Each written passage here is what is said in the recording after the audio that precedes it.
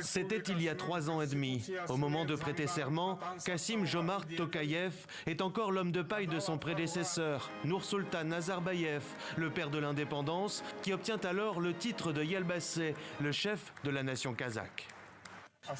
L'opinion du père du peuple aura une signification particulière, considérée comme plus importante que les autres lors de l'élaboration et de la prise de décisions stratégiques.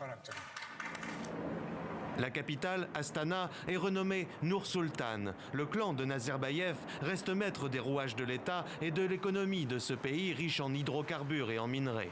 Pendant 2 ans et demi, Tokayev, ancien diplomate, joue son rôle de successeur loyal.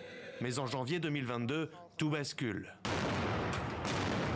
Des manifestations contre la vie chère dégénèrent en émeutes, notamment à Almaty, la capitale économique. Longtemps considérée comme l'une des républiques ex-soviétiques les plus stables, le Kazakhstan traverse alors la crise la plus grave qu'il ait connue depuis des décennies. C'est à ce moment que Tokayev se révèle implacable. Il coupe les communications avec le monde extérieur et appelle Moscou à la rescousse. J'ai donné l'ordre à la police de tirer pour tuer, sans sommation. Bilan, 238 morts en 9 jours. Les soldats du Kremlin ont permis de contenir les troubles et d'empêcher sa chute. Mais Tokayev s'empresse de les faire partir. Inquiet des velléités de Vladimir Poutine depuis l'invasion russe en Ukraine, le président kazakh opte pour la neutralité et accélère pour ancrer son pouvoir.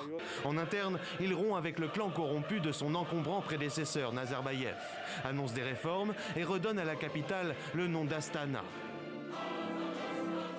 Sur le plan international, il se tourne vers l'Occident. En quelques mois, Kassym-Jomart Tokayev reçoit le président du Conseil européen, Charles Michel, le président chinois, Xi Jinping, ou encore le pape François. Il n'y a pas eu d'enquête sur la répression de janvier, puis la guerre en Ukraine a commencé et l'agenda a changé. Plus la crise en Russie grandit, plus il est facile pour Tokayev et son entourage de vendre la coopération avec l'Occident en évitant les critiques sur ses réformes et les droits de l'homme. Au Kazakhstan, ces promesses d'ouverture démocratique et de réformes économiques rencontrent une certaine popularité. Mais Kassym-Jomart Tokayev reste dans les pas de son prédécesseur. Sans vrai concurrent ni débat, il était sûr d'être élu et de pouvoir continuer la mise en place de son régime autoritaire.